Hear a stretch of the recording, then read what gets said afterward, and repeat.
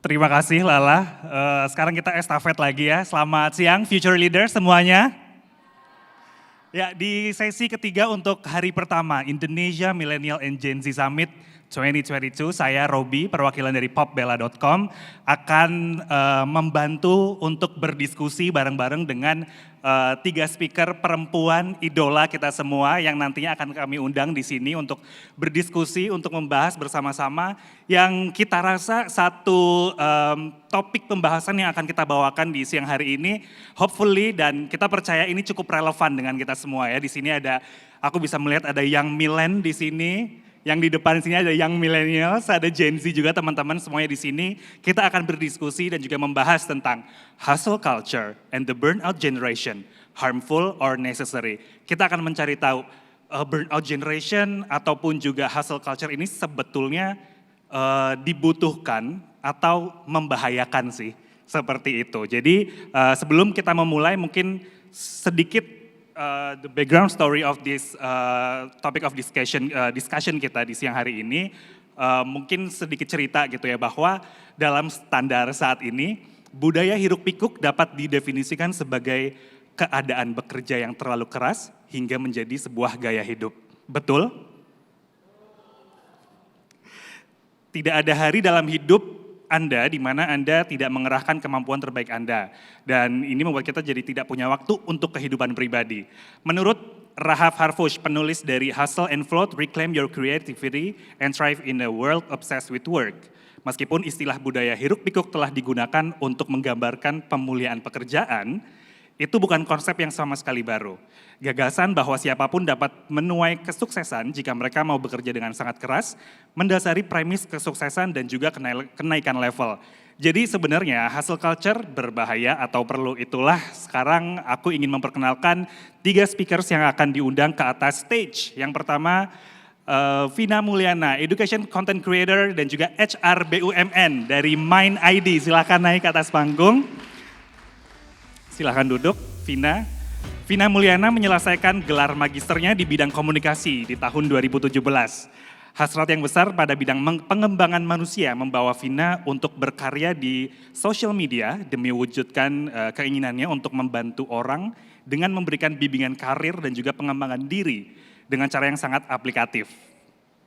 Perempuan yang juga menjabat sebagai HR Senior Associate di BUMN ini aktif di TikTok dan juga membuat konten sejak tahun 2021 dan sekarang sudah punya lebih dari 4,8 juta followers di TikTok.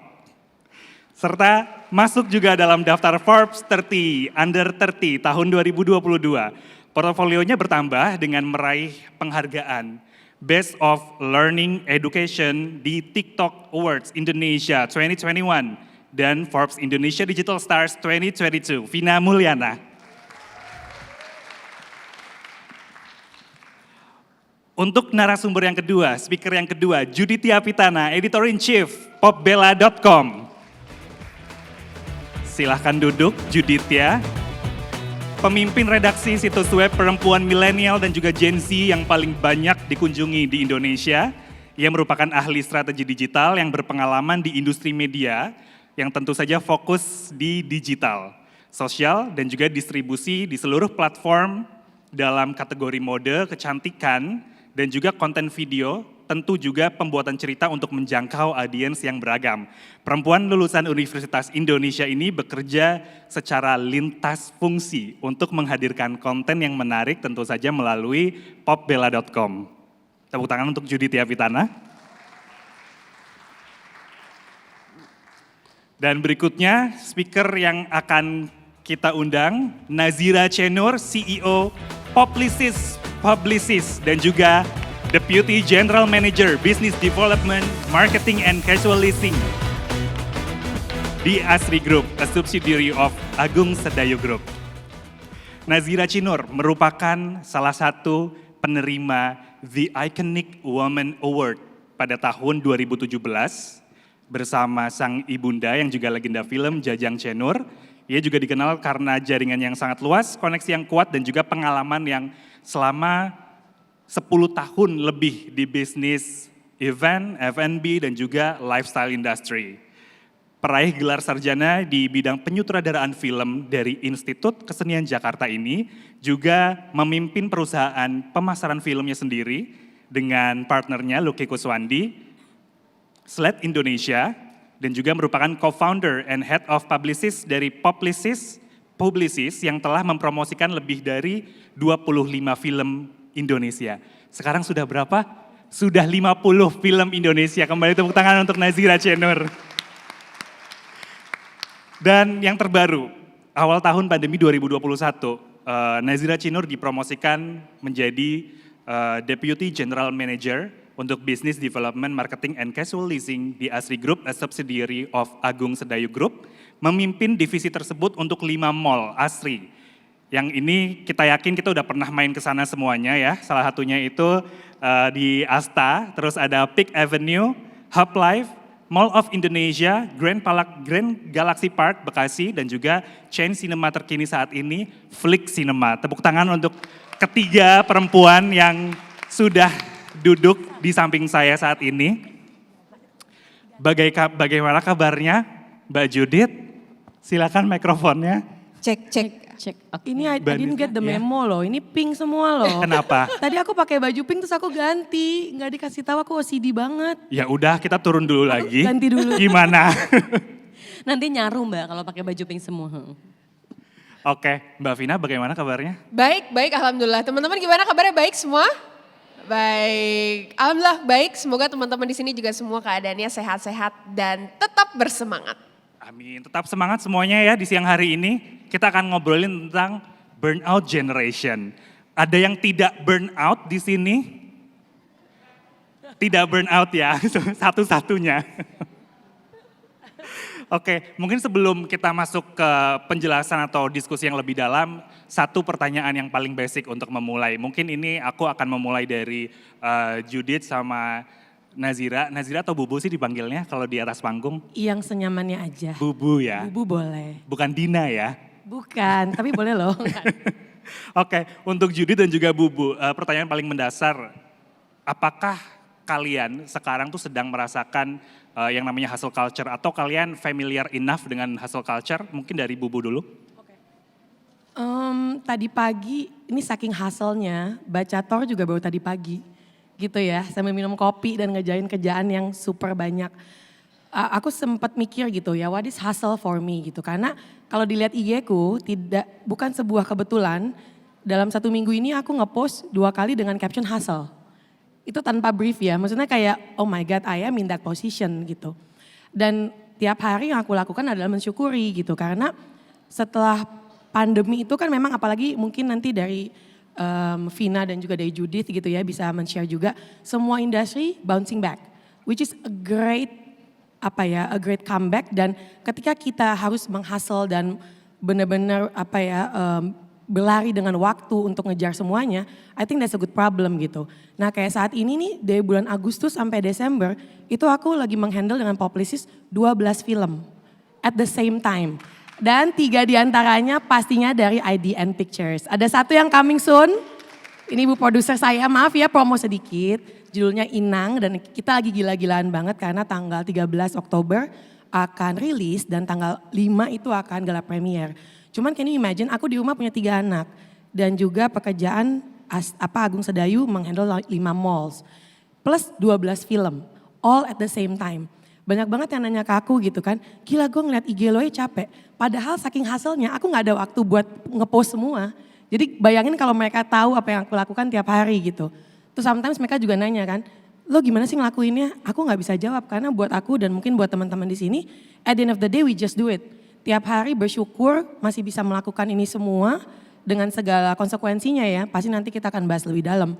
Cuman ya itu, it's all about hustle culture gitu. Dan kalau tidak ada hustle culture ya mungkin right now juga yang aku dapetin gak seproduktif ini gitu. So it's still a blessing in disguise. Oke, jadi bisa disimpulkan kalau dari Bubu sendiri sudah acknowledge dan juga udah embracing that ya gue emang sekarang emang lagi hustling gitu kan. Coba kalau dari Judith gimana Jud? Tadinya aku mau bilang lagi hustling ya, tapi kok abis mendengar kok jadi minder ya. Kita belum ada apa-apanya kurang kayaknya. nih Ada apa-apanya kayaknya. kayaknya gue ya. Mereka berdua hustling, aku psycho. Kayaknya udah beda. Tapi in all seriousness sebenarnya kalau hustling pastilah. I think we all are hustling lah in our life ya. Kayak misalnya hari ini kita lagi ada IMGS Indonesia Millennial and Gen Z Summit. Terus kalau dilihat di situ ada hanging banner namanya Beauty Fest Asia, itu juga in 2 weeks.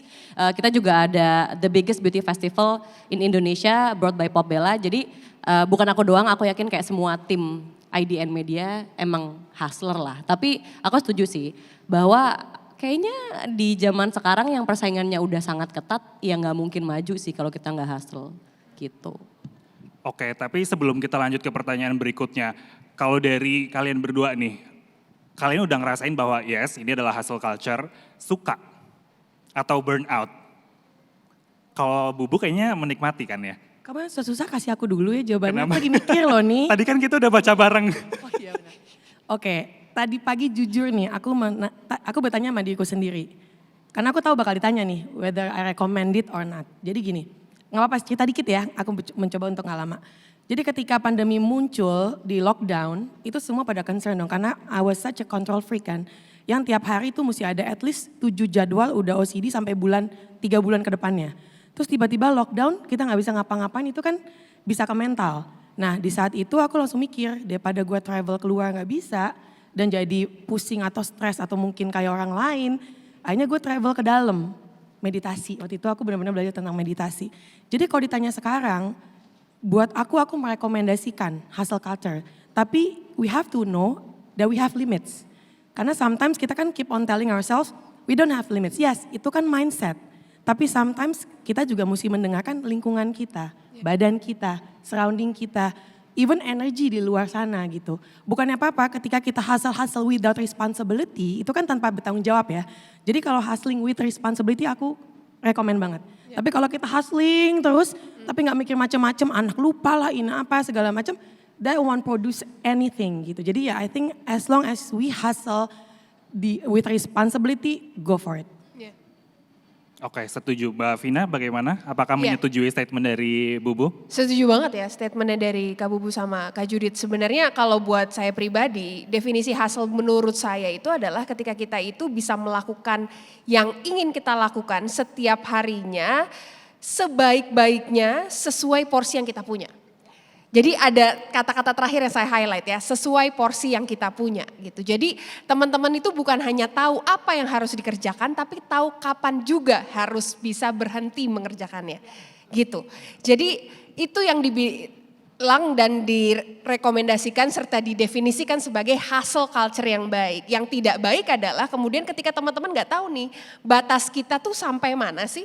Dan kemudian kita akhirnya crossing the limit yang akhirnya seperti tema besar pada hari ini kita burn out gitu ya.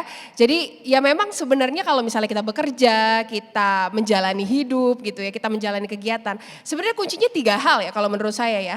Ya work hard, play hard, istirahat gitu ya. Jadi 3-3-nya harus ada.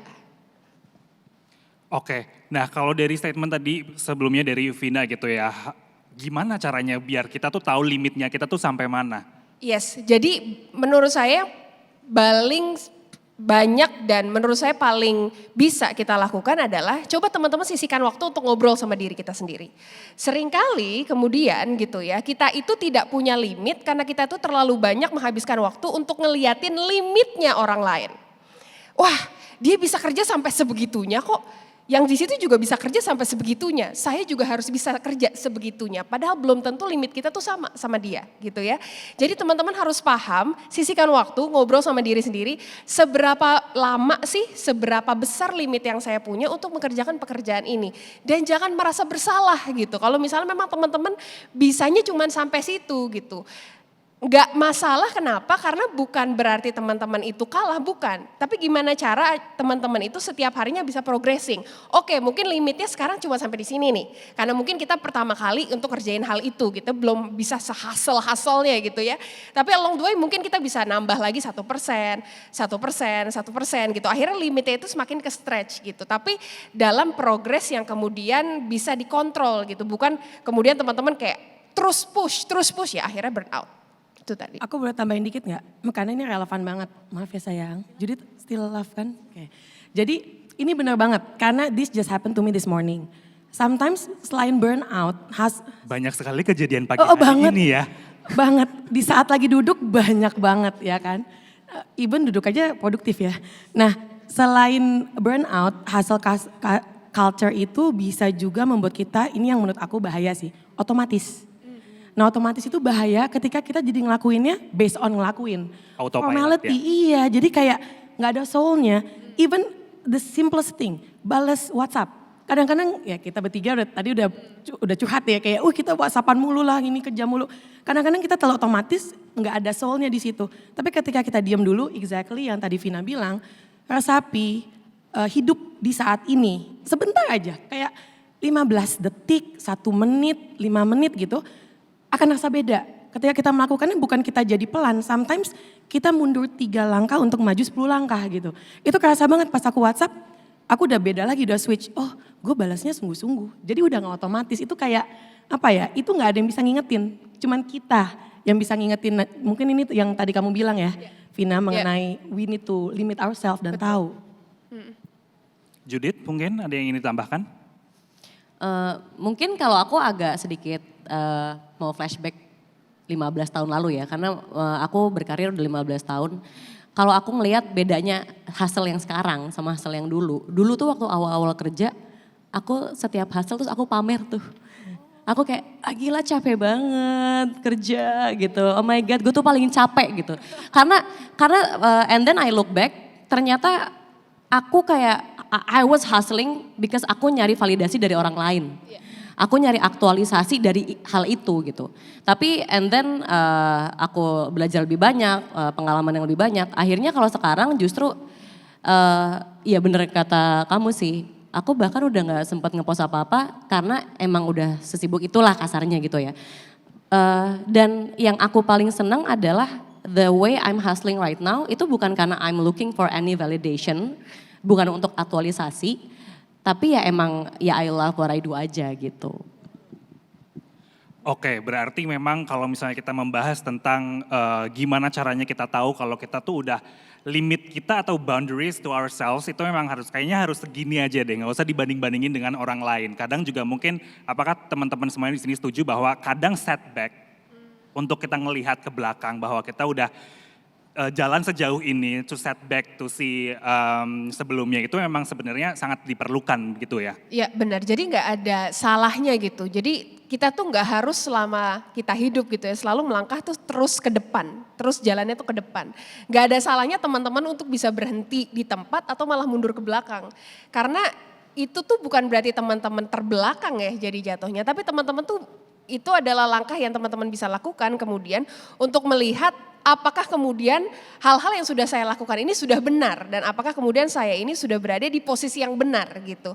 Nah teman-teman harus bisa kemudian melihat itu tadi gitu ya, banyak-banyak ngobrol sama diri sendiri, lihat ke depan, lihat lagi kira-kira rencana jangka panjangnya seperti apa gitu. Kalau misalnya kemudian kita yang set diri kita, maka kita akan mampu juga untuk bisa memiliki manajemen energi dan manajemen fokus yang baik. Akhirnya hustle yang kita lakukan itu juga bukan sekedar hustle, tapi memang jadinya jadi malah lebih produktif, karyanya ada gitu. Yang salah ketika kita itu nggak punya set yang bagus, rencana jangka panjangnya juga nggak tahu apa gitu. Jadi kita hustle, tipes akhirnya. Soalnya iya, aku tambahin ya. Ini hustle memang ini menarik nih, karena hustle itu kayaknya kedengarannya keren. Wah lo hustle, lo pasti banyak kerjaan gitu, itu bener-bener ya. Cuman itulah bedanya kayak work hard sama work smart. Karena orang yang paling sibuk, gini, orang yang paling sibuk sesibuk pun, tapi kalau dia tidak bisa time management atau dia tidak bisa mengontrol atau bisa memanage sendiri apa yang dia perlu manage atau memprioritize apa yang dia perlu prioritize, itu kan gak efektif ya. Jadi kayak, wah lo hasilnya nggak ini banget, nggak wise gitu loh. Itu sebenarnya juga, maksudnya menarik banget karena hustling itu ya bisa dilihat dari segala macam cara gitu dan semoga teman-teman di sini juga melihatnya yang positifnya, bukan yang wah teman gue sibuk gue mesti kayak dia gini gue 2 kali lipat. karena kamu sebelumnya mention time management, aku jadi pengen lompat ngomongin tentang time management ya. Ada satu statement atau satu tulisan dari Bubu yang sempat aku baca di salah satu digital artikel gitu, bahwa di situ Bubu menuliskan bahwa hidup ini adalah this and that, bukan this or that. So maksudnya adalah we don't gonna be to choose, right? So jadi kita tidak perlu memilih karena di situ Bubu menuliskan bahwa Bubu percaya di hidup ini itu bukan semena-mena ngomongin tentang pilihan. Kita nggak perlu memilih kok kalau misalnya memang kita bisa mendapatkan semuanya. Betul ya, tulisannya seperti itu. Jadi dari statement tersebut, gimana kalau misalnya dari Bubu sendiri untuk membuat sebuah time management yang efektif? Kalimat itu muncul karena waktu itu lagi ngebahas bagaimana aku menjadi ibu 3 anak yang masih kecil-kecil ya, sekarang udah 9, 7 sama 4 tahun dengan pekerjaan segudang dan passion yang banyak gitu. Nah aku selalu bilang kepada ibu-ibu muda, jangan pernah memilih, oh kalau gue wanita karir, gue gak bisa punya keluarga. Atau gue karena gue punya keluarga, gue gak bisa ngejar mimpi gue. Buat aku itu jangan membatasi seperti itu ya kan. Jadi kayak with the most humble way untuk mengatakan kepada diri kita, daripada kita mesti milih, okay, this atau that, we can choose this and that gitu. Jadi benar-benar it's all about time management. Dan kalau kembali lagi ke hustling, aku kalau secara teknis itu kalau mau lihat handphone aku jadwal sampai November udah penuh. Ya, udah penuh dan rapi sekali. Dan aku sangat OCD, ini kalau ada Reza Rahadian dia pasti gangguin aku karena aku sama dia sama-sama OCD. Jadi kalau ada satu jadwal yang mundur dikit, wah itu bete banget karena nggak sempurna jadinya semuanya gitu. Jadi kalau buat aku time management itu satu karena aku sangat ngatur jadwal. Yang kedua skala priority. Begitu banyak yang mesti dilakukan. Di sini tuh pasti aku yakin teman-teman di sini sama ya. Kabinetnya banyak. Jadi kayak ada yang masuk kita udah tahu nih. Ini masuk ke sini, ini ke atas ini ke bawah, ini nanti belakang nanti muncul kayak udah ada mesin gitu kan. Nah time managementnya munculnya di sini. Nah ini bisa keluar dari kita lakuin, kita ngomong, kita melaksanakannya bagaimana. Karena kita udah memfilter di sini, kita juga organize, mengatur dengan skala priority yang tadi aku katakan. Dan ya udah itu, make sure this and that, bukan this or that. Jadi aku paling anti kalau aku kerja gila-gilaan terus anak aku yang kehilangan waktunya sama aku. Aku kebetulan lahir di keluarga film, bapak ibuku orang film, bapakku Arifin Senur. Aku lahir tuh dibawa ke syuting, ke lokasi syuting sampai umur kayak 10 tahun kali ya. Jadi syuting. Dan mereka kan syuting mulu gitu. Dan kalau aku ditanya, kamu kehilangan waktu gak sih sama orang tua? Padahal mereka syuting mulu. Aku gak pernah kehilangan waktu. Aku selalu merasa punya childhood memories yang bagus banget. So aku belajar dari mereka quality over quantity. Dan itu yang aku mesti terapin di time management aku gitu. Jadi apakah bisa dibilang karena kamu sudah cukup familiar dengan budaya hustling mungkin dari kecil di keluarga sehingga itu yang membuat kamu sekarang fine gitu dengan hustle culture? Sangat, ibuku hustling banget, papaku hustling tapi dengan cara introvert. Tapi dia workaholic. Nah mungkin aku bisa share dikit, papaku itu versi burnout. So gak bagus gitu, papaku versi burnout dan sayangnya meninggal karena kanker liver, karena workaholic. So tiap hari kalau aku kerja, ibuku tuh concern, kamu jangan kecapean ya, karena dia takut banget aku kayak papaku.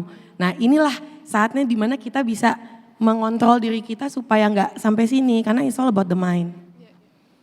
Oke, Vina. Ya. Mungkin ini perlu dijawab dengan dari point of view seorang HR kali ya, bukan content creator. Gimana kita tahu kalau kita tuh udah burn out? I know mungkin setiap orang punya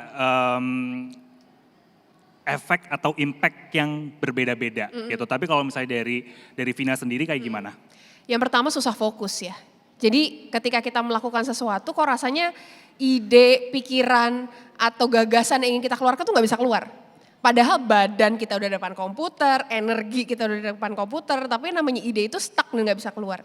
Itu yang paling gampang. Yang kedua, kadangkala ketika kita udah burn out, badan ini tuh nolak. Gitu. Jadi mungkin kita masih punya keinginan untuk ayo lagi, tapi badannya nggak bisa. Gitu. Kadang-kadang badannya yang nge-shutdown, ya bisa jatuhnya sakit ya. Ada beberapa yang jatuhnya sakit. Kemudian ada juga akhirnya jatuhnya itu adalah tiba-tiba ya nggak tahu ya beberapa penyakit orang kantoran gitu, gula darahnya naik gitu ya, atau kolesterolnya naik kayak gitu-gitu. Itu juga bagian dari salah satu tanda-tanda kalau misalnya kemudian kita udah burn out. Dan yang ketiga ada yang paling mudah ya, cara kelihatan kalau kita burn out adalah kalau kita komunikasinya udah gak nyambung gitu. Jadi kerasa bahwa sebenarnya kita itu badannya di sini tapi pikirannya kemana-mana gitu. Jadi kalau udah kayak gitu ya teman-teman, ketika teman-teman kemudian ada satu atau dua tanda-tanda yang sudah dialami gitu ya, menurut saya teman-teman bisa coba untuk take a deep breath gitu ya. Coba lihat lagi agendanya, kosongin, just make time for yourself. Gak harus ngapa-ngapain, tidur aja tidur gitu ya. Jadi memang kosongin pikirannya, istirahatkan badannya gitu. Setelah itu ya teman-teman bisa kerja lagi. Saya juga akhirnya mau share satu nasihat ya, kemudian waktu itu juga pernah disampaikan sama mentor saya. Dia waktu itu bilang kayak gini ke saya, Vina kamu tahu gak kenapa buku tuh enak dibaca? Saya bilang karena judulnya Pak, bukan. Karena isinya yang bagus, bukan. Buku itu enak dibaca karena ada spasinya. Kau bayangin gak kalau misalnya buku itu gak ada spasinya? Pasti gak enak dibaca, kata kayak gitu. Sama, hidup juga sama gitu ya. Kamu juga harus mampu memberikan spasi di tempat-tempat yang tepat. Kalau misalnya gak ada spasinya, ya tadi akhirnya kejadian gak enak dibaca, teman-teman energinya keluar tapi gak ngasilin apa-apa. Sama tadi mungkin sebenarnya aku juga mau nambahin apa yang disampaikan oleh Kak Bubu gitu ya, soal manajemen waktu dan bagaimana kemudian kita itu bisa memfokuskan prioritas. Jadi karena ini juga berada di panggungnya Future is Female ya. Saya paham juga bahwa kita sebagai wanita itu memang sudah dilahirkan sebagai makhluk multi peran. Jadi kita itu tidak bisa memilih kita itu mau jadi apa. Ya kita memang harus bisa menjadi kedua belah porsi dan peran yang ada. Iya jadi seorang pekerja dan juga ibu rumah tangga, yang juga menjadi istri gitu ya, yang juga menjadi ibu dari anak-anaknya gitu kan. Nah terus gimana akhirnya kita bisa menyeimbangkan itu? Kalau bagi saya manajemen waktu yang baik itu bukan hanya teman-teman mengagendakan. Tapi teman-teman bagaimana juga bisa melakukan yang saya namakan manajemen fokus. Jadi teman-teman harus paham gitu ya, tahu kapan kira-kira waktu di mana teman-teman itu bisa menaruh fokusnya dengan maksimal gitu. Selalu lihat mana kegiatan yang memiliki kepentingan dan urgensi yang paling besar dan itulah yang dikerjakan lebih dulu. Dan selalu minimalisir kegiatan yang tidak penting dan juga tidak mendesak. Jadi kalau efeknya ngegas itu juga salah satu. Karena kita nggak punya spasi itu tadi ya Fit Iya ya? betul. Kenapa? Kenapa? Itu bukan sindiran untuk aku kan ya Robi ya? Enggak. Iya oke. Karena aku mau jam ke kamu setelah ini. Gitu. Jadi Jud, sebagai seorang pekerja di bidang digital gitu. Kamu juga pernah bekerja di bidang media konvensional which very different gitu dengan dunia digital. Dari segi format, angle dan juga dari segi pace juga gitu. Nah sekarang ketika kamu sekarang sudah masuk ke pobela.com di media digital, kamu juga juggling dengan kehidupan kamu, mengurus anak juga, bekerja juga sebagai seorang kantoran gitu ya. Nah ketika kamu menghandle pobela.com seperti sekarang, pobela.com juga sudah cukup bersaing ya, menempati posisi nomor 1 sebagai digital media female focus di Indonesia.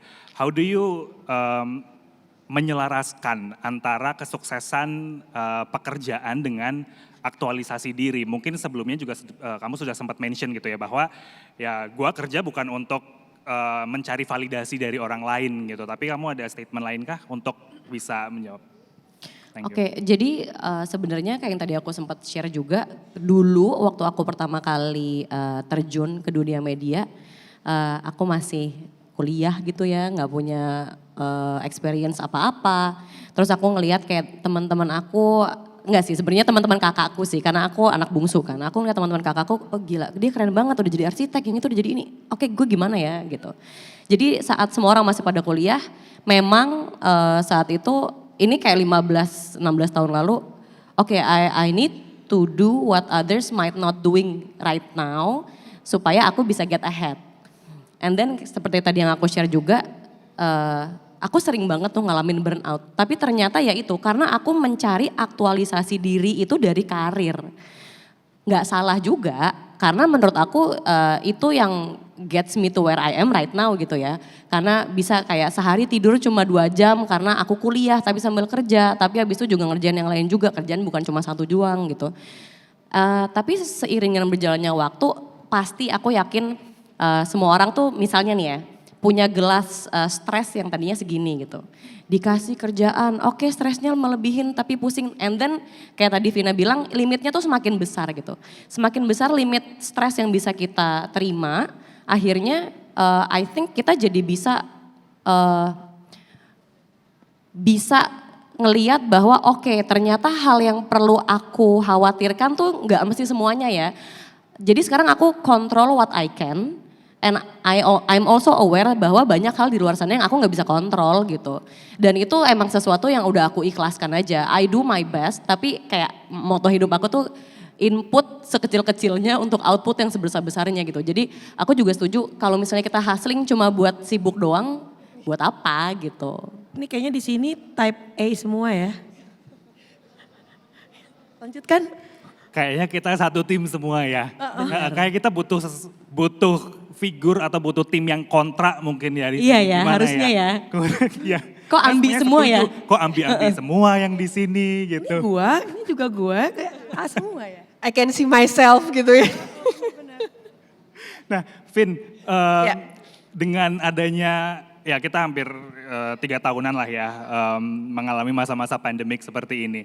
Bisa dibilang gak sih kalau karena masa pandemik ini hustle culture ini jadi sesuatu yang bisa dibilang kayak salah satu dampak positif dari hustle culture itu adalah kayak orang-orang terpaksa atau mungkin dipaksa akhirnya untuk bisa adapt, right? So kayak untuk bikin sesuatu yang baru, your creativity kayak kamu juga semakin aktif juga di TikTok. Mungkin sebelumnya belum ada kepikiran ke sana, jadi bisa dibilangkah bahwa ini adalah salah satu contoh nyata positive impact dari hustle culture? Kalau menurut saya pandemi itu sebenarnya efeknya itu malah kalau ke hustle culture ya, kita paham bahwa sebenarnya kita itu butuh istirahat. Jadi dari pandemi itu sebenarnya kita yang bisa saya lihat ya, bahwa sebenarnya ketika kita istirahat dan kita take time atau kita tuh dipaksa untuk tidak melakukan sesuatu yang biasanya kita lakukan, ada beberapa ide-ide kreatif, ada juga kegiatan-kegiatan produktif baru yang sebenarnya bisa kita lakukan. Yang kalau dulu misalnya kita lakukan dan misalnya waktu kita itu harus terpakai dengan kerja yang 9 to 5 gitu ya, itu gak akan kebayang ngelakuin kayak gitu. Pandemi itu membuat kita kan seperti halnya teman-teman semua ya, di rumah aja yang tadinya kita harus kemana-mana, waktunya habis di perjalanan mungkin gitu ya. Akhirnya semua di rumah dan waktu yang kita miliki itu jadi lebih banyak. Dan gara-gara waktu yang ada itu akhirnya kita juga bisa lebih banyak komunikasi sama diri sendiri itu gitu ya. Akhirnya malah ide-ide kreatif itu yang muncul sebenarnya. Nah hustle culture-nya itu akhirnya yang menurut saya malah bisa lebih diminimalisir gitu. Jadi setelah pandemi orang-orang tuh merasa, kalau saya sih ngeliatnya ya dari sisi sumber daya manusia, mereka ngerasa bahwa istirahat itu sama pentingnya dengan bekerja. Jadi kalau misalnya dulu gitu sama seperti kayak Judit juga bilang, gue tuh kalau misalnya kerja keras jam 9 masih di kantor seneng banget gue untuk upload Instagram gitu ya. Cuman ada waktunya doang 00:05 gitu ya, on the way home misalnya kan. Tapi kalau sekarang ya kita ngerasa bahwa ya gak perlu kok gitu. We have to know where to stop sebenarnya, dan pandemi sebenarnya ngajarin banyak kita soal hal itu gitu. Atau bisa jadi mungkin ini nggak tahu apakah make sense nggak buat teman-teman semuanya. Bisa jadi mungkin malah setelah pandemik selesai kayak mungkin banyak juga orang-orang yang nggak sadar bahwa kalian semua atau kita semua itu sedang merasakan yang namanya hustle culture, right? Itu bisa aja terjadi ya. Kalau dari Vina gimana? Maksudnya merasakan hustle culture tuh gimana? Tanpa merasakan mungkin bisa aja kayak mungkin gue nggak tahu kalau ternyata gue tuh lagi ngerasain si hustle culture ini gitu.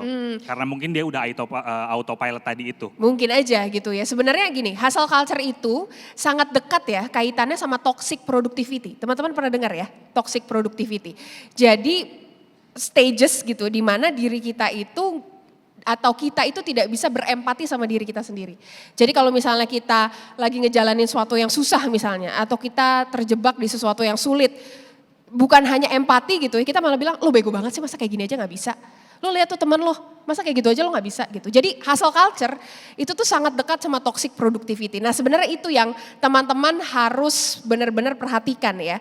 Jangan sampai ketika teman-teman itu mencoba untuk terus bekerja, terus produktif gitu. Akhirnya teman-teman terjebak dari toxic productivity itu. Makanya sekali lagi saya bilang sangat penting bagi teman-teman untuk selalu sisihkan waktu untuk ngobrol sama diri sendiri dan make time for you to empathize with yourself. Jangan hanya teman-teman itu berempati sama orang lain tapi gak pernah berempati sama diri teman-teman sendiri gitu.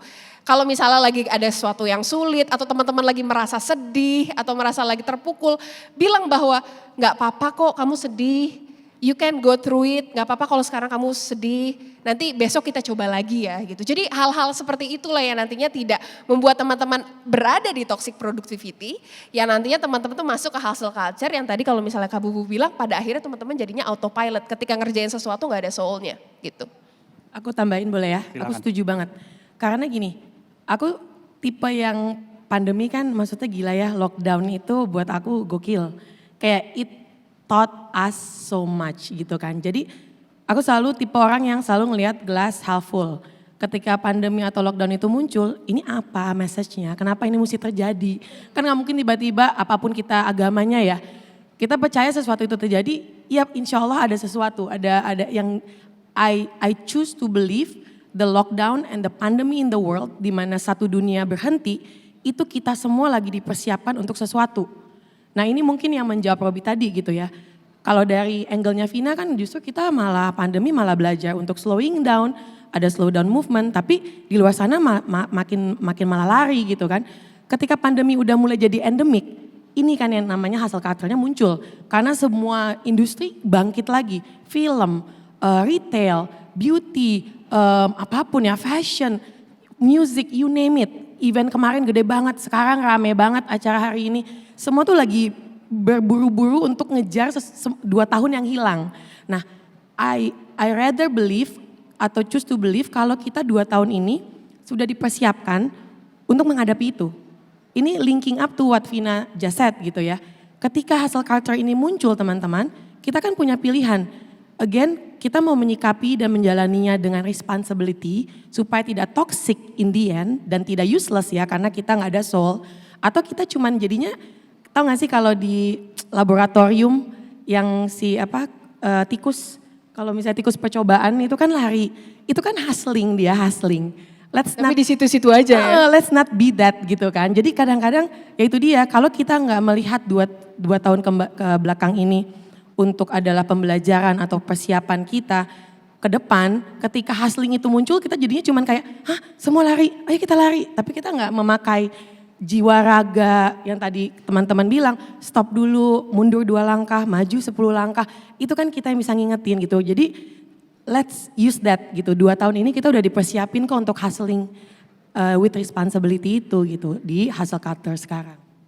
Aku juga mau nambahin sedikit, jadi berhubungan sama hustle culture and autopilot ini ya. Jadi di tahun lalu Pobela tuh sempat bikin ada namanya festival pulih karena komunitas kita tuh banyak banget yang DM ke kita curhat. Mereka tuh stres banget kayak ada yang kehilangan kerjaan, ada yang harus putus sekolah karena mama papanya kehilangan kerjaan. So many sad stories gitu. Akhirnya kita bikin satu event namanya festival pulih untuk be not okay together lah kasarnya kayak gitu. Di situ aku belajar, aku ngobrol sama Raden Pirisha waktu itu. Aku belajar bahwa setiap hari itu sebenarnya sebaiknya kita jalankan dengan mindfulness. Dan kadang kalau kita lagi ada di roda hamster itu tuh, kita tuh nggak mindful. Kita cuma ngejalanin segala sesuatu karena kita harus atau karena terbiasa, tapi kita lupa ngobrol sama diri sendiri gitu. Kayak oke, oh ternyata gue lagi capek, oh ternyata gue lagi marah, oh ternyata gue lagi sedih. Emosi-emosi itu semua kita kesampingkan only for us to be busy dan untuk menyelesaikan kerjaan, which is gak apa-apa, tapi bener kata Vina dan kata Bubu juga ya, ada saatnya kita harus stop gitu. Ini pas banget karena ini sebenarnya kejadian bittersweet. Maaf ya, kita memang dominan bertiga jadi MC-nya kalah ya moderator. Bahkan ambi-ambi semua di sini kan. Ya. Maaf ya. Jadi enggak, ini cuma tambahan dikit. Jadi di Ashta itu kayaknya tahun lalu bulan Juli ketika kita lockdown yang lama banget. Itu kita bikin tau gak apa? Event slow living movement. Slow Living Day. Dalam sebulan kita kolaborasi dengan semua yang tentang mindful. Jadi benar-benar ngajarin orang, yuk kita resapi, kita hidup di saat ini. Kita appreciate kembali diri kita, sekeliling kita, semua dalam hidup kita gitu kan. Cuman saking canggihnya message-nya, baru seminggu dibuka di Asta benar-benar lockdown. Jadi benar-benar slow living satu Indonesia loh. Itu lucu ya, jadi aku tadi tiba-tiba nginget, oh ya Allah gitu. Berarti Silahkan, pas, Pak. momennya pas berarti ya. Berarti dan kita saking powerfulnya keluar. Manifesting ya. Benar. Boleh silakan moderator Silakan, lanjutin. boleh saya bekerja dulu ya. Nah, Bubu, lanjutin lagi nih, lempar lagi nih. Kita kalau ngomongin tentang apa tadi yang sempat dibahas juga gitu ya bareng-bareng semuanya di sini tentang hustle culture, terus juga ini mungkin bisa kita sangkut pautkan kepada era-era pandemik gitu. Mungkin bisa nggak sih kalau kita membedakan gitu ya tentang generation gap gitu. Jadi mungkin bisa dibilang karena tadi kan kita membahas tentang positif impact-nya hustle culture ini seperti apa, karena memang kan kita tim pro semua di sini, betul ya, gitu. Jadi mungkin kalau misalnya bisa nggak sih kita dikasih penjelasan gitu, atau mungkin dari teman-teman di sini bisa ngasih tahu bahwa kalau yang namanya hustle culture ini bisa dikatakan sebagai sesuatu yang harmful kalau misalnya kita sudah mengaitkan hustle culture dengan generation gap. Contoh, misal kalau misalnya kita ngomongin tentang hustle culture dengan Gen Z atau yang millen, yang mereka itu udah sangat familiar dengan teknologi, mereka udah melek dengan digital, gadget dan lain-lain. Mungkin mereka udah nggak kaget gitu ya sama yang namanya bekerja 24 jam, terus mungkin juga semingguan full kerja nggak pakai istirahat dibandingkan dengan generasi yang lebih senior sebelumnya gitu, yang mungkin mereka belum begitu familiar dengan teknologi sampai teknologi sekarang gitu. Itu apakah akan jadi harmful? Jadi seolah-olah kayak gila gue doang nih, Gen Z doang nih yang kerja nih, yang lain-lain enggak gitu. Kasarannya gitu. Mungkin dari Ibu Vina dulu. Oke, jadi ini saya coba jawab dari sisi saya sebagai HR dan saya juga ngelihat tren di industri kerja dari 3 generasi, 4 deh saya tambahin. Baby Boomer, generasi X, Millennials, dan Gen Z. Jadi kalau saya lihat gitu ya, jadi Baby Boomer sama Gen X gitu ya, kalau waktu itu mereka ke dunia kerja dan masuk ke dunia profesional, saat itu mereka masuk dunia profesional setelah dunia itu selesai Perang Dunia Kedua. Ya, jadi kalau misalnya kita flashback di tahun 1940-an gitu ya, itu ekonomi dunia tuh lagi volatile-nya, terus lagi harga komoditas naik turun, Indonesia juga baru merdeka gitu ya. Jadi Gen X dan Baby Boomers ketika mereka bekerja, motivasi terbesar mereka cuma satu, stabilitas. Itulah kenapa Bapak Ibu kita gitu ya, kalau sampai saat ini pasti pikiran mereka terhadap profesi yang paling stabil di dunia itu cuma 2 gitu ya. Jadi PNS atau misalnya jadi TNI gitu kan. Karena mereka melihat dan mereka selalu mencari stabilitas itu gitu ya. Karena memang ketika mereka hidup dunia itu lagi gak stabil-stabilnya. Muncullah generasi selanjutnya yaitu generasi milenial. Mereka itu sudah tidak lagi mencari kestabilan ya. Tapi milenial ini hidup di 2 masa yang berbeda. Jadi dia itu hidup di pasca teknologi gitu ya, dan dia itu juga mengalami transisi teknologi yang luar biasa. Nah disitulah kemudian milenial tuh ngerasa bahwa oh ternyata ada dunia lebih luas di luar Indonesia. Ada dunia lebih luas yang bisa sebenarnya saya ambil, saya gapai. Nah inilah sebenarnya bibit-bibit gitu ya dari para hustle culture ini. Jadi kalau saya lihat sebenarnya milenial itu yang paling terpapar sebenarnya sama hustle culture. Nah setelah itu ada lagi generasi selanjutnya yaitu generasi Z gitu ya. Dimana ketika mereka lahir mereka udah tahu yang namanya layar itu bisa disentuh gitu ya. Yang namanya layar itu bisa di scroll ya kan. Nah akhirnya generasi Z ini sudah lagi tidak mencari bahwa mereka udah paham ya dunia ini besar. Mereka juga gak nyari namanya stabilitas, mereka tuh gak perlu jadi bos gitu ya. Yang mereka cari sebenarnya apa? Mereka cari itu value. Maka kalau generasi Z gitu ya ketika mereka masuk perusahaan, mereka itu bukan lagi nyari lo bisa bayar gue berapa. Seperti halnya millennials ya. Mereka akan ngelihat value perusahaan ini apa dan apakah sesuai sama value saya gitu. Makanya kemudian kenapa sih hustle culture ini sangat heboh gitu dibicarakan gitu ya. Karena Gen Z itu akan ngerasa kalau misalnya gue harus kerja dengan begitu besarnya, ya buat apa gitu. Toh sebenarnya value gue sama perusahaan udah sama kok.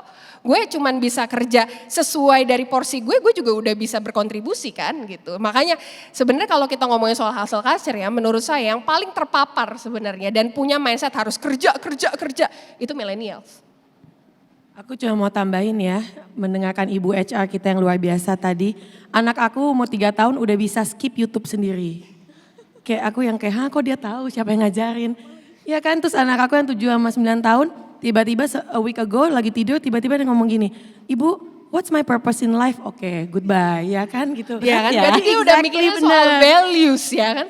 Dia udah mikirnya soal purpose dan values yang baru biasanya dipikirin oleh millennials itu ketika mereka masuk yang namanya quarter life crisis gitu. Dan itu sudah biasanya dipikirkan gitu ya sama generasi Z bahkan di usia-usia belia. Balik lagi karena mereka lahir di masa ketika teknologi itu udah semuanya udah bisa disentuh gitu. Tapi bener sih kalau menurut aku mungkin kayak older millennials gitu ya. Mungkin kayak beberapa tahun lalu kerja, pokoknya gue mau kerja, gue mau beli rumah. Itu kan yang kayaknya lagi heboh banget ya kalau di kaum millennials. Gue mau kerja, gue mau beli rumah sendiri, gue mau punya mobil, itu standar kesuksesannya tuh itu gitu. Tapi kalau aku ngobrol sama komunitas-komunitas sepak bola yang usianya masih kayak 16 sampai 25 tahun. Pas aku nanya kayak sebenarnya cita-cita lo apa sih? Mau keliling dunia? Oh iya, pengen ini enggak beli rumah dulu atau beli mobil dulu? Enggak, aku mah nyewa aja atau enggak kan sekarang udah ada transportasi online buat apa gitu. Jadi kayaknya definisi kesuksesan itu berubah setiap generasi ya gitu. Dan karena aku dulu juga sempat kerja corporate ya, jadi maksudnya dengan level yang berbeda-beda gitu, memang lebih challenging kerja dengan yang baby boomers karena mereka itu yang tipe waktunya udah selesai kita pulang gitu kan, kayak loh nggak ada hustlingnya sama sekali gitu. Sebagai perempuan ambi tentu tidak bisa. Saya tidak bisa, ya Betul. pastinya saya bukan baby boomer seperti mereka, iya. Jadi aku setuju banget tadi poin-poin. Iya, balik lagi makanya si hustle culture ini memang biasanya paling banyak diidap itu sama generasi millennials ya, baik older millennials maupun young millennials gitu. Tapi kalau misalnya kita ngomongin Gen Z, mereka itu lebih banyak ya tadi ngelihatnya values-nya apa gitu. Kenapa gue harus melakukan ini, purpose gue tuh sampai mana ya gitu. Tapi apakah itu berbanding lurus dengan ambition dari masing-masing generasi ini? Drive-nya itu apakah Ya, jadi memang balik lagi tadi yang disampaikan oleh Kak Judith ya. Memang setiap generasi itu karena mereka itu dibentuk dari lingkungan yang berbeda-beda, berarti mereka drive-nya juga beda-beda gitu. Kayak baby boomer dan Gen X tadi seperti yang saya ceritakan, mereka tuh carinya stabilitas. Pokoknya saya cuma bisa kerja, dapat gaji tiap bulan, saya cukup, dah selesai. Nah, millennials ketika kemudian mereka melihat bahwa oh oke, gue stabil nih hidupnya kayak gini, tapi gue nggak mau stabil juga gitu ya. Ada hidup di luar sana yang bisa gue aim lebih tinggi, ada hidup di luar sana yang bisa gue capai lebih besar gitu ya. Sehingga yang namanya drive untuk bisa lebih, drive untuk bisa jadi entrepreneur gitu ya. Jadi kalau misalnya dulu kita lihat di usia-usia millennials itu nama kata-kata entrepreneur tuh udah hits banget ya. Tapi kalau misalnya kita lihat deh sekarang dan tanya aja sama Gen Z, kamu mau jadi entrepreneur gak? Enggak. Tahu gak mereka mau jadi apa? Investor. Itu kata-kata yang lagi hits sekarang ya. Jadi entrepreneur itu kata-kata hitsnya di zaman milenial. Ketika kita kuliah gitu ya, ketika kita masih baru-baru masuk kerja. Ketika Gen Z sekarang ditanya, kamu mau jadi entrepreneur? Enggak mau, saya mau jadi investor. Diem aja, uang mengalir ya. Betul, lebih pintar itu benar-benar work smart, benar. Tapi kayak aku kan dengan publicist ada beberapa timku di sini, mereka luar biasa gokil banget energinya. Most of them juga muda-muda gitu, millennials gitu. Karena apa? Dengan 12 film nggak bisa dilakukan kalau timnya tuh yang nanya-nanya mulu. Ini iya nggak ya gue lakuin gitu loh. Mereka nggak ada waktu untuk even memikirkan atau second doubting delegasi aku. Ketika aku ngomong sesuatu, oke lakuin. Itu kan ya memang paling cocok si hustling culture itu yang dari millennials gitu. Nah berarti ini mungkin bisa nyambung ke pertanyaan berikutnya ya. Drive apa atau way of thinking yang kayak gimana sih yang bisa membuat kita tuh merasa kalau kerja itu nggak merasa bahwa ini di bawah tekanan hustle gitu. Mungkin dari Judith dulu. Kalau aku hanya bisa menjawab dari point of view pribadi ya. I really love my job gitu. Sering, ngeluh sih sering banget. Robi tahu ya pasti ya, ngeluh sih kayak sering banget apalagi kalau lagi pusing gitu. Tapi what makes me standing here right now, karena emang basically aku very passionate about what I do. Aku sadar banyak juga orang di luar sana yang mungkin purpose-nya bukan datang dari passion dari kerjaannya, tapi dari hal lain gitu. Itu juga another privilege menurut aku. Tapi kalau aku pribadi, karena aku sangat mencintai apa yang aku lakukan, jadi even my bad days is still very good gitu. Kalau aku, I think I'm one of those lucky people yang gak usah bekerja tapi melakukan semua passionnya setiap hari secara hustling dan getting big bucks. Jadi kayak sempurna banget, kayak semua bukan pekerjaan, tapi kayak kalau aku mungkin sama semua di sini kita achievement driven ya. Kayak uang belakangan tapi achievement tuh kayak level atau naik atau segala macam tuh kayak seksi buat kita gitu. Jadi as long as itu adalah sesuatu yang aku sukai, aku cintai, alhamdulillah gak capek sama sekali. Makanya kalau orang nanya, Bubu lo gimana ngelakuinnya, lo gak capek? Gak capek, kayak bukannya acting ya, tapi beneran gak capek gitu loh. Karena happy banget ngelakuinnya. Kalau Vina gimana? Iya sama sih. Jadi moderator. Tukeran. Saya boleh duduk sih, saya pengen diwawancarai juga. Iya sama sih sebenarnya sama Kak Judit sama Kak Bubu ya. Jadi satu hal yang kemudian bisa saya jadikan pelajaran, saya mungkin belum berkarir lebih dari 10 tahun, baru mau ya mencapai sekitar 8 sampai 9 tahun. Tapi yang satu hal yang sebenarnya bisa saya jadikan pelajaran, satu hal yang bisa ngebuat kita enjoy ya di pekerjaan kita, sama seperti yang dituliskan oleh Simon Sinek di bukunya Find Your Why, ya you have to find your why sebenarnya. Jadi kenapa sih teman-teman kerja tuh buat apa gitu, your purpose tuh apa gitu. Nah cari dulu drive itunya, kadangkala why itu tuh bukan cuma soal money. Uang itu tuh cuma tools yang teman-teman bisa gunakan, alat yang teman-teman bisa gunakan untuk mencapai purpose sebenarnya. Nah purpose sebenarnya itulah sebenarnya yang harus dicari gitu. Jadi teman-teman harus tahu dulu, saya itu kerja bangun jam 7 menghadapi macetnya Jakarta sampai di kantor jam setengah 8, jam 8, kerja sampai jam 5 terus pulang kena macet lagi, sampai rumah terus tidur, itu tuh buat apa gitu ya. Ketika teman-teman tahu purpose-nya, itu yang bisa teman-teman jadikan sesuatu semangat yang bisa teman-teman buat teman-teman tuh bangun, pakai baju, kerja lagi dan melakukan itu setiap hari gitu sih. Aku tambahin sedikit. Aku setuju sekali tentang find your why dan aku cuma mengingetin teman-teman nih masih muda-muda nih pasti ya, nggak kayak aku kepala 4 pasti. Nah, jangan pernah juga insecure atau takut ketika belum menemukan why. Kadang-kadang kan kita cuman kerja atau ngelakuin sesuatu, terus ada rasa dalam hati gitu, kayaknya bukan ini deh buat gue. Cuman banyak banget conversation di kepala, tapi kalau gak ini apa, tapi udah nyaman banget, tapi nanti banyak banget gitu. Gak usah takut beneran, kadang-kadang your why itu akan datang dengan sendirinya dan tidak akan terpaksa. Tiba-tiba teman-teman akan bangun kayak, gak ada stres gitu, oh ini ternyata yang gue lakukan effortless banget rasanya gitu. Jadi jangan pernah berhenti semangat untuk cari why-nya.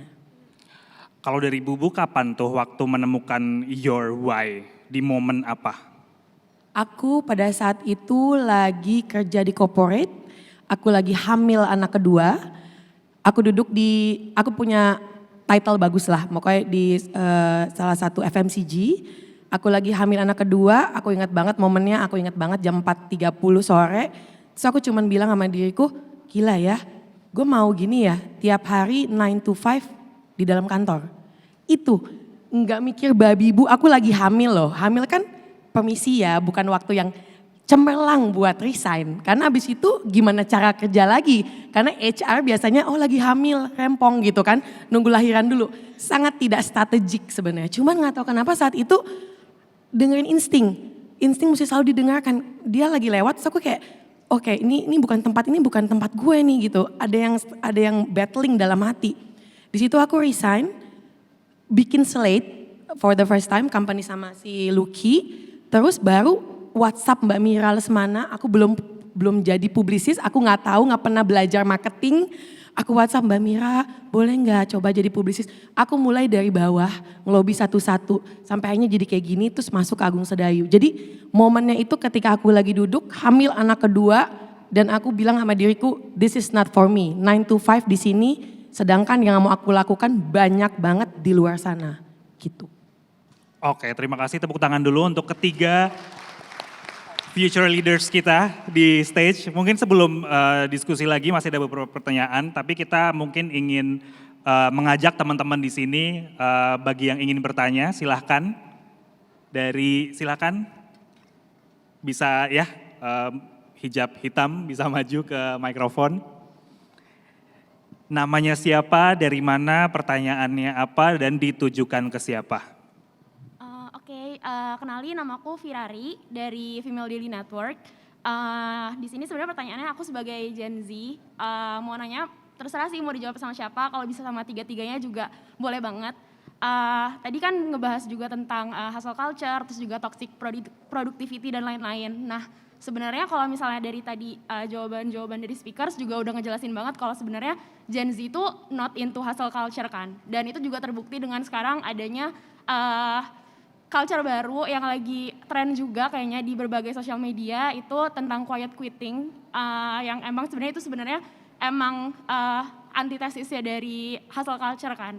Nah, itu juga banyak yang di generation gap juga yang dirasain di company-company gitu ketika kita kerja sama milenial sama baby boomer sama Gen X gitu-gitu tuh hal yang paling banyak itu juga tentang hustle culture itu juga jadi suatu masalah juga gitu kan.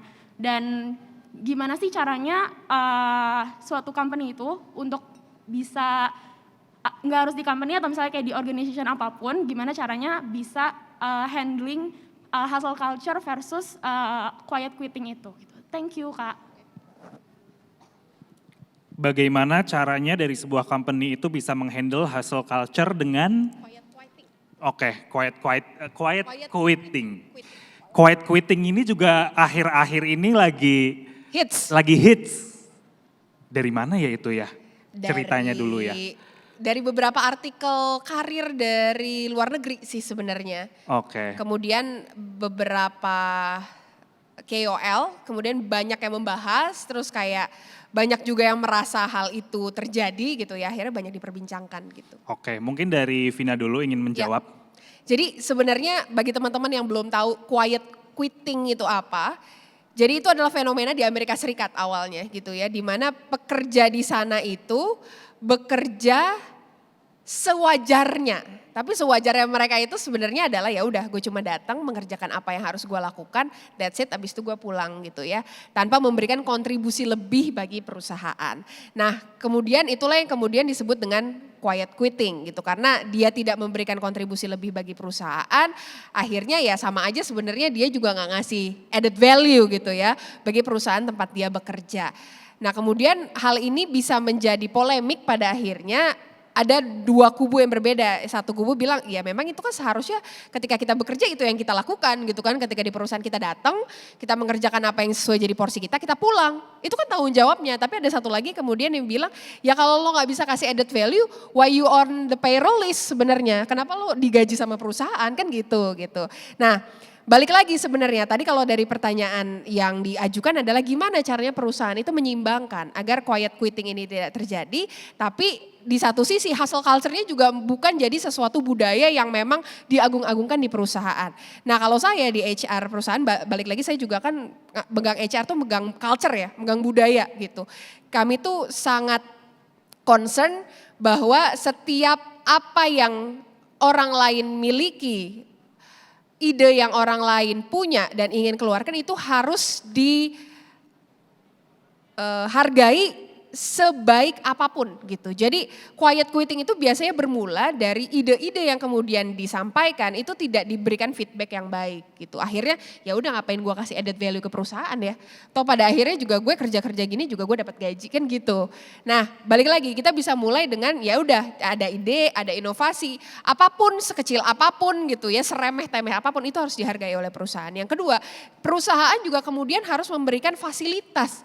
Bukan hanya fasilitas berupa kompensasi dan gaji ya yang memang harusnya pegawai itu miliki. Tapi di luar itu kalau dari perusahaan saya akhirnya saya itu ngebuat klub di perusahaan gitu ya, klub-klub olahraga.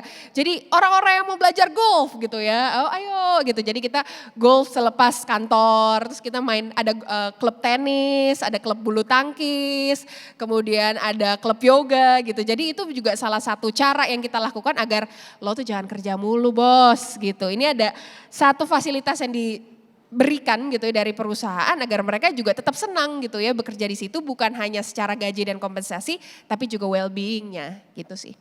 Oke, jadi memang harus balance antara pekerjaan dan juga mungkin untuk bisa menghindari yang namanya quiet quitting itu mungkin jangan ada ketakutan dengan yang namanya fear of rejection sekali ya. Itu yang mungkin membuat kadang-kadang orang-orang kayak merasa bahwa feedback gue nggak didengerin nih gitu. Yang akhirnya leads to quiet quitting. Itu kalau dari Vina, kalau dari Bubu gimana? Karena yang kamu handle itu kan ya kamu kerja kantoran juga, kamu juga terjun di industri kreatif, apalagi kalau di industri kreatif mungkin lagi syuting, ada yang quiet quitting nih, lighting belum di set selesai udah pada pulang, nggak mungkin dong. Kalau dari gimana? Ini menarik banget karena aku saking hustlingnya aku belajar banyak banget loh hari ini. Makasih dengan pertanyaan dan jawaban Ibu HR. Kita tepuk tangan dulu dong. Aku cocok ya jadi moderator ya. Silakan. Apa ya? Kalau di perfilman atau di retail, quiet quitting actually mungkin karena yang satu entertainment, yang satu lifestyle. Ya kan? Jadi retail kan more about lifestyle dan everything selalu evolving, menarik. Is either you understand the industry or you're out.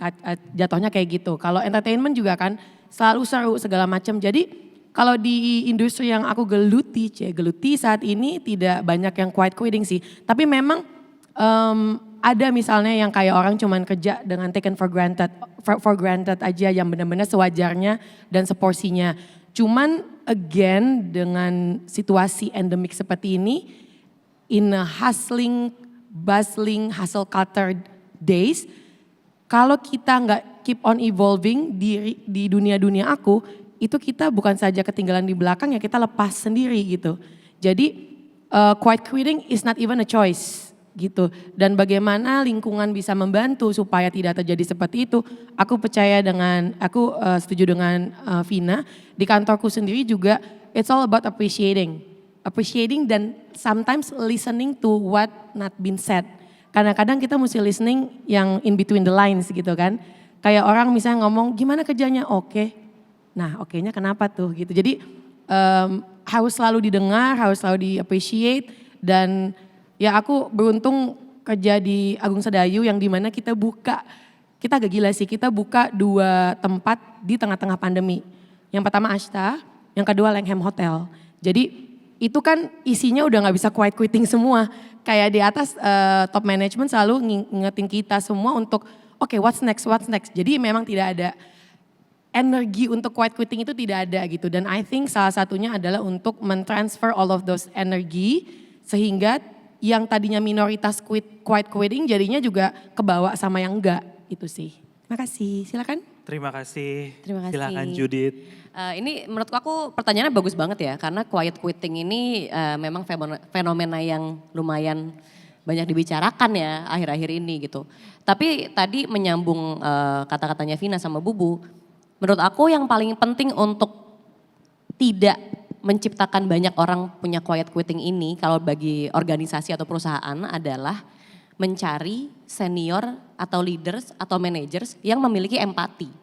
Karena banyak juga mungkin culture perusahaannya udah dibuat sedemikian rupa bagus gitu.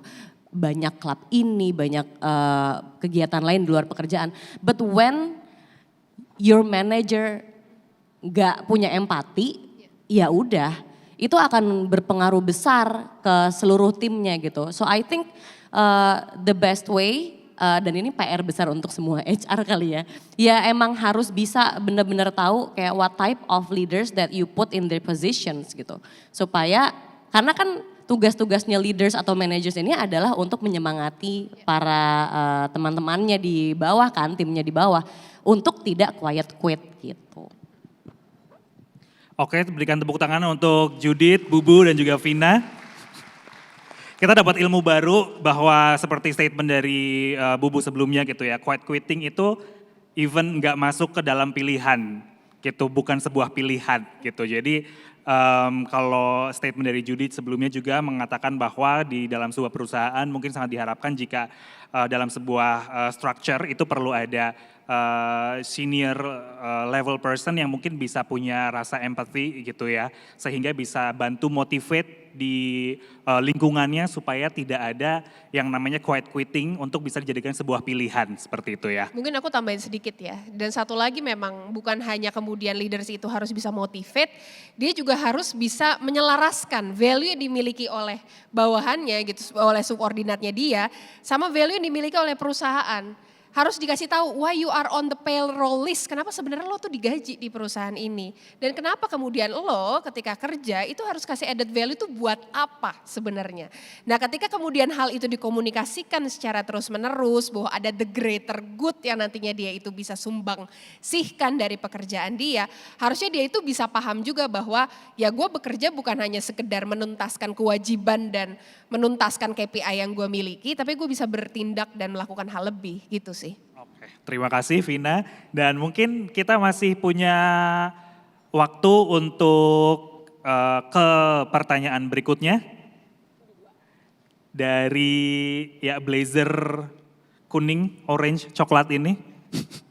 Mustard gak sih? Mustard, Enggak mustard. kuning sih. Nggak ada, Kalau- nggak ada kalau- Kuning-kuningnya loh itu. Kalau cewek tuh memang warna spektrum warnanya lebih banyak ya. Ya, jadi itu pakai namanya Silakan. mustard. Oke, Namanya siapa? nama aku Ana Luna dari Global Digital Niaga atau Blibli. Annalina. Ana Luna. Anna Luna. Ana Luna, iya. Oke, sebelumnya thank you buat speaker kita hari ini, seru-seru obrolan kita, very insightful. Pertanyaan yang satu ini aku sebenarnya tujukan untuk Kak Vina sih terlebih, tapi kalau misalnya kakak-kakak yang lain mau menjawab juga boleh banget. Sedikit curhat sebelum aku menanyakan pertanyaan aku, jadi aku baru aja merubah rutinitas aku nih Kak. Dari yang sangat super hustle banget di pekerjaan sebelumnya, which I love, tapi I stop because I know my limit. Sekarang aku di pekerjaan yang baru, aku tetap hustle, tapi menurut aku bekerja hanya di batas limit aku, bahkan even lower than my own limit gitu. Nah, dan aku baru tahu ternyata fenomena ini itu namanya adalah under challenge burnout. Jadi kalau yang kita tahu biasanya overload burnout karena kelebihan kerjaan, selalu beraktivitas over our limit, tapi di sini ternyata aku terpapar dengan apa yang namanya under challenge burnout gitu. Aku baru sadar kalau di pekerjaan sebelumnya itu I have stretched my limit, yang tadinya misalnya 100% tapi aku udah stretch itu jadi 500% gitu.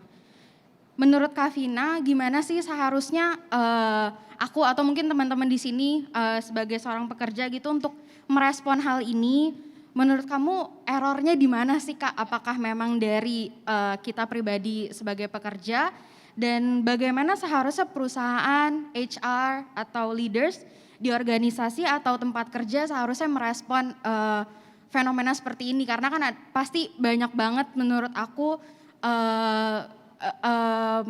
anak-anak teman-teman milenial sama Gen Z yang merasakan hal ini gitu. Thank you. Oke. Thank you Anna Luna. Jadi problemnya adalah under challenge burnout. Gimana caranya menghandle, mungkin di sisi lain kita juga punya ego bahwa gue kalau misalnya lower my standard, my ability untuk mengikuti lingkungan yang ada sekarang itu kan juga mungkin egonya kita juga Ya. agak sulit gitu. Gimana Vina? Iya, jadi memang Ana Luna ini seperti halnya kita bertiga punya energi berlebih gitu ya, yang harus tersalurkan dengan baik. Kalau tidak tersalurkan dengan baik, stres nantinya kan gitu kira-kira ya. Nah sebenarnya yang bisa dilakukan adalah kamu harus mencari lingkungan yang tepat. Jadi ini aku berbicara untuk kamu dulu ya. Kemarin aku baru baca buku judulnya Big Potential karya Sean Aker. Dia bilang kalau kemudian kamu ingin mencapai potensi terbaik utamanya dalam karir, jangan lupa teman-teman itu harus punya 3 macam orang di circle terdekat. Siapa aja? Yang pertama ini adalah the pillars atau orang-orang yang bisa jadi bahu bersandar kalau misalnya situasi itu sedang sulit ya. Yang kedua namanya adalah the bridges atau orang-orang yang bisa menghubungkan teman-teman sama kesempatan-kesempatan baru. Apakah itu misalnya bos atau misalnya teman rekan kerja gitu ya atau expert-expert. Dan yang ketiga yang paling penting the extenders atau orang-orang yang bisa ngebantuin kamu untuk ngedorong kamu ketika kerja beyond extra miles. Nah ini biasanya didapatnya dari mentor, dari coach, dari leaders gitu ya. Kamu Ana Luna, kamu harus seeking out this kind of people. Yang kemudian bisa ngebantuin kamu bahwa gue itu harus channeling my energy to my fullest potential.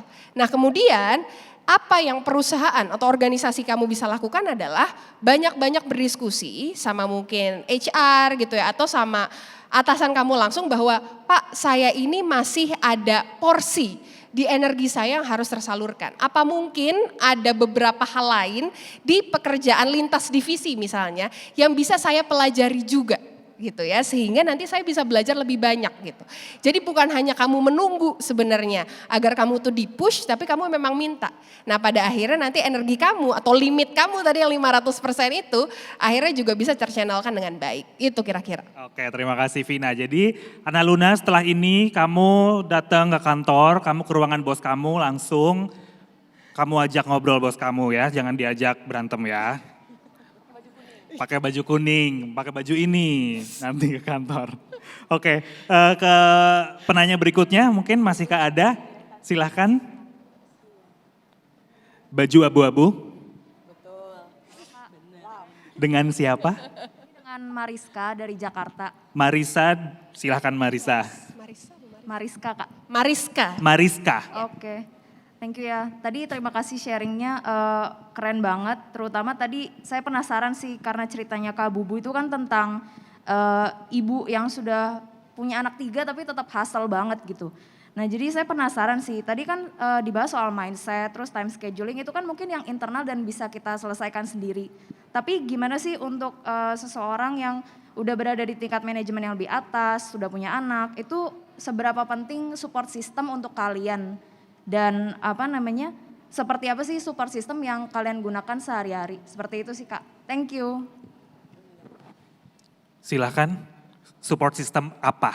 Oh, aku ngasih Atau siapa? Aku ngasih kamu space Iya, untuk mengulang. makanya. Makasih ya. Thank you, you're Thank welcome. you. Makasih Mariska, bagus sekali pertanyaannya. Ini nyambung juga yang Vina bilang tadi ya. Betul banget, nggak mungkin aku di posisi seperti ini kalau nggak ada support system yang kuat. Tadi yang Vina bilang mengenai the bridges, the pillars, sama yang terakhir apa tadi? The extenders. The extended itu semua 3-3-nya aku ada. Karena sometimes kan kita suka baca tuh, surround yourself with the 5 people you want to be with gitu kan. Karena at the end you be like them.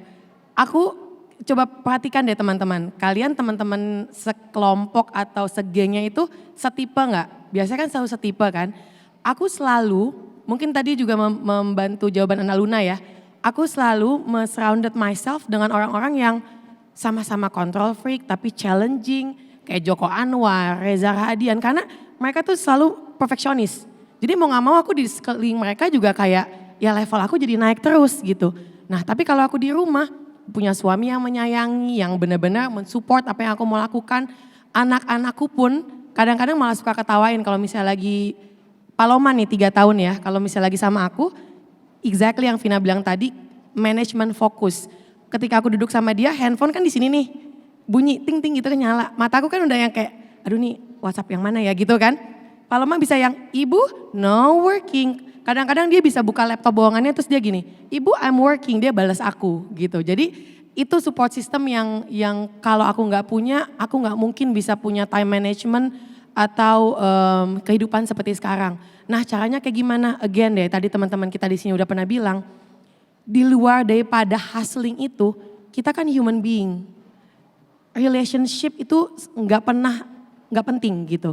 Kayak oke, kita hidup alhamdulillah ya, kayak sekarang ini aku bingung loh.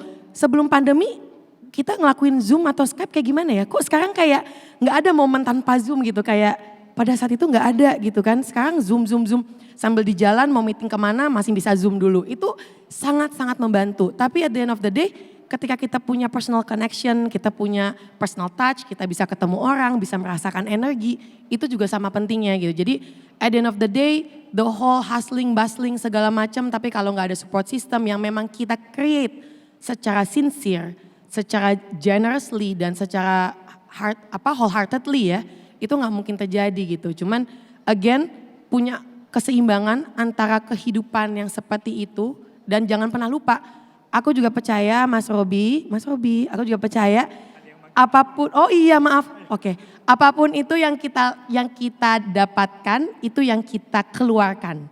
What we give is what we get is what we give. Itu aja. Kalau kita mau punya lingkungan yang saling membantu dan support system, we become that person first. Gitu. Semoga membantu ya Mariska. Oke, terjawab ya Mariska ya.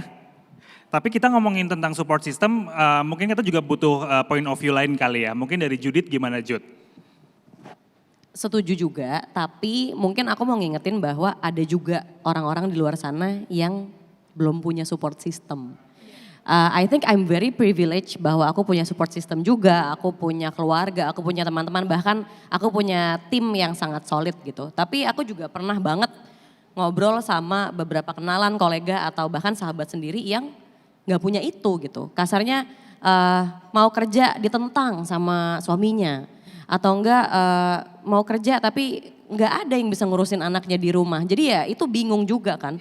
Makanya kadang-kadang yang paling penting adalah gimana cara surround ourselves with the right people, and sadly gak selalu keluarga gitu. Karena ada juga yang mungkin keluarga nggak bisa, jadi ya harus pinter-pinter cari teman baru, harus pinter-pinter cari lingkungan baru dan memfilter dengan baik.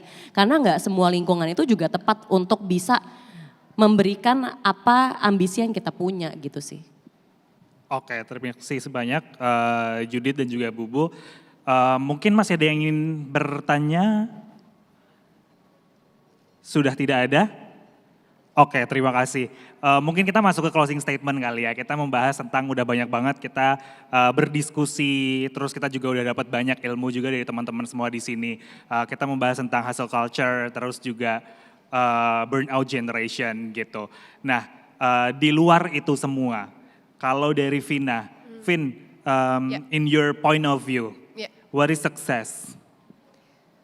Sukses itu buat saya adalah ketika saya bisa memberikan apa yang saya miliki dengan maksimal untuk kebahagiaan orang lain. Jadi sukses itu cara saya mengukurnya adalah bagaimana dan apa yang saya lakukan itu sudah bisa memberikan dampak yang positif untuk orang lain gitu.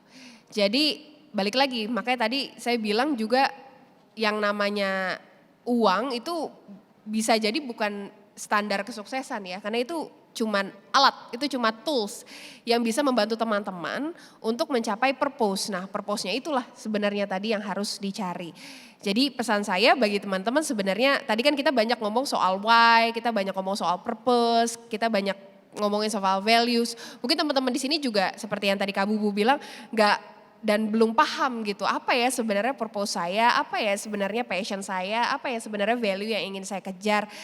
Satu hal yang kemudian saya bisa sampaikan dan saya bisa rekomendasikan teman-teman untuk lakukan adalah jangan takut untuk bisa mengeksplor dan coba hal-hal baru gitu. Karena dalam 10 tahun pertama karir teman-teman gitu ya, kalau misalnya di sini teman-teman juga baru terjun ke dunia profesional muda, dalam jangka waktu 10 tahun itu, itulah yang disebut dengan fase eksplorasi. Jadi teman-teman tuh explore dan coba semua hal yang pengen teman-teman coba gitu. Karena kalau teman-teman gak coba, nanti teman-teman gak pernah dan gak bisa paham gitu. Apakah kemudian hal ini cocok untuk saya? Apakah hal ini memang bisa memberikan saya purpose, memberikan saya value, memberikan saya grand why yang saya inginkan di hidup ini. Nah setelah kemudian teman-teman mengerti dan menemukan purpose itu biasanya gitu ya, nanti baru teman-teman bisa jejak untuk menjalani 10 tahun kedua dan 10 tahun ketiga gitu. Biasanya soal karir itu kira-kira ya hidup ini itu kita habiskan untuk karir kira-kira 20-30 tahun gitu. Jadi banyaklah mencoba hal-hal baru, banyaklah mengeksplor diri gitu. Sehingga kalau misalnya saya bisa bilang kan banyak ya satu istilah yang banyak didengar oleh masyarakat adalah follow your passion gitu ya. Kalau saya sih sebenarnya nggak terlalu suka dan gak terlalu setuju gitu ya. Bukan Overrated follow your ya. passion sebenarnya pada teman-teman. Teman-teman tuh coba untuk explore, coba untuk tahu dan mencoba hal-hal baru karena pada akhirnya nanti bukan follow your passion tapi the passion follows you gitu. Oke, tapi sorry ya sebelum lanjut ke Bubu, mohon maaf sebentar ya. Karena tadi Vina sempat bahas tentang passion gitu, agak overrated gak sih sebenarnya kalau misalnya orang sekarang tuh ngomongin tentang ya apa passion lo, follow your passion gitu. Enggak juga sih sebenarnya, mungkin lebih ke pemahaman tentang passion itu aja gitu ya. Orang tuh ngerasa bahwa passion itu adalah sesuatu yang tiba-tiba muncul, tiba-tiba diketahui kayak kita tuh lagi lihat kembang api gitu. Padahal sebenarnya kalau saya mendefinisikan passion itu kayak kompas gitu ya. Jadi dia adalah sesuatu yang menuntun kita agar pada akhirnya kita tahu kita tuh harus sampai mana gitu. Makanya ya sebenarnya passion itu kan bentuk perasaan ya teman-teman. Makanya setiap orang tuh bisa punya passion yang berbeda-beda dan berubah-ubah gitu. Jadi jangan terlalu ngerasa saya itu harus punya satu passion dan saya harus ngikutin terus. Enggak. Jadi ya kalau misalnya teman-teman mau coba hal-hal baru ya silahkan coba aja gitu. Pada akhirnya nanti si passion itu ya yang akan ngikutin teman-teman. Oke, siap tepuk tangan dulu untuk Ibu Vina. Selanjutnya Judith.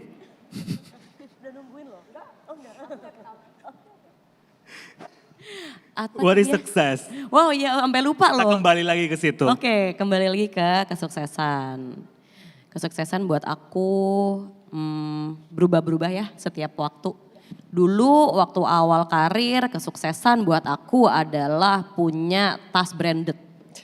Dulu tuh zaman awal-awal berkarir masih cetek ya kan. Terus itu 15 tahun lalu, terus kemudian abis itu ternyata aku menilai kesuksesan adalah kalau aku punya jabatan yang bagus gitu. Abis itu berubah lagi, aku merasa sukses kalau aku udah bisa punya tempat tinggal sendiri misalnya gitu. Tapi kalau sekarang dan aku yakin pasti akan terus berubah seiring dengan berjalannya usia ya. Kesuksesan buat aku sekarang itu adalah being content dah gitu. Iya being content itu udah sukses sih buat aku. Being happy, mau itu misalnya ya oke ternyata belum bisa beli tas branded yang aku mau gitu. Tapi itu udah gak ngaruh, itu udah gak bring happiness to me. Karena sukses buat aku sekarang adalah mirip sama yang tadi Vina bilang, making my loved ones happy. Tapi juga authentically doing what I love the most. Dan hal itu berubah-berubah setiap waktu. Being content. Yang bikin terisi itu apa Jud? Contoh. Selain tas branded. Bener kan? Yang belum kebeli ya kebetulan ya. Spending time with my kid. Atau as simple as ternyata ada waktu buat liburan bareng atau outing deh bareng sama tim Pop Bella gitu. Kemana gitu senang-senang bareng-bareng itu tuh udah bikin aku konten gitu. Jadi aku sedang tidak menilai kesuksesan dari pencapaian tapi lebih ke perasaan gitu. Luar biasa, terima kasih Bu Judith. Pop Bella sama Poplisis, sama-sama pop loh. Iya. Silakan perwakilan dari Poplisis. Yes, Poplisis adalah tetangganya Pop Bella. Karena hampir yang dia katakan emang sama semua ya. Cuman ketika aku tadi memikirkan berapa seconds apa itu sukses buat saya. I think to be able to do everything hustling but mindfully. Itu penting banget. Jadi kerasa banget ketika kita ngelakuin so many things and we're so proud of ourselves. Semua bangga banget sama kita. Cuman kita gak konten, itu gak sukses. Ketika orang bilang, lo bagus banget, tapi ada yang kosong gitu. Karena kita tahu kita kesana tuh susah payah dan tidak mindfully gitu.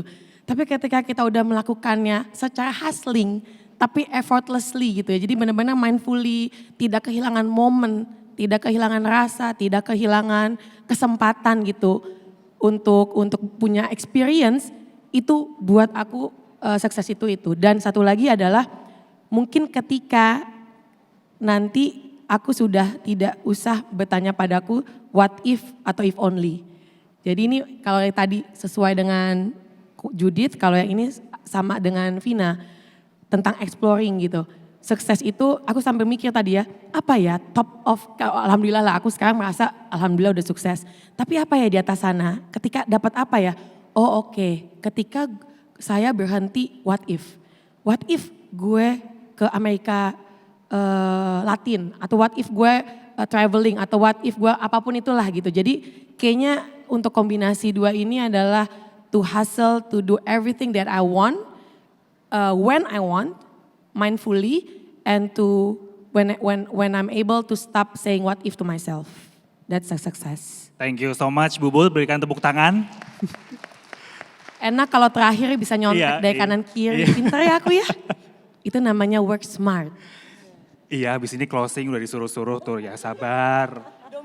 Bener, makanya sabar dulu ya.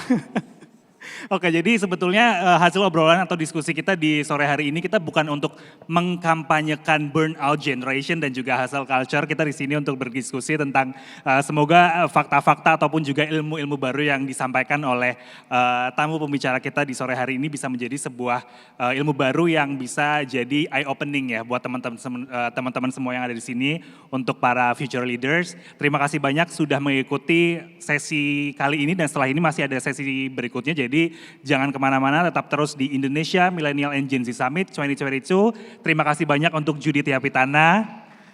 Terima kasih banyak untuk Nazira Cenur dan juga terima kasih banyak sekali lagi untuk Vina Mulyana. Saya Robi Bayugati, terima kasih banyak.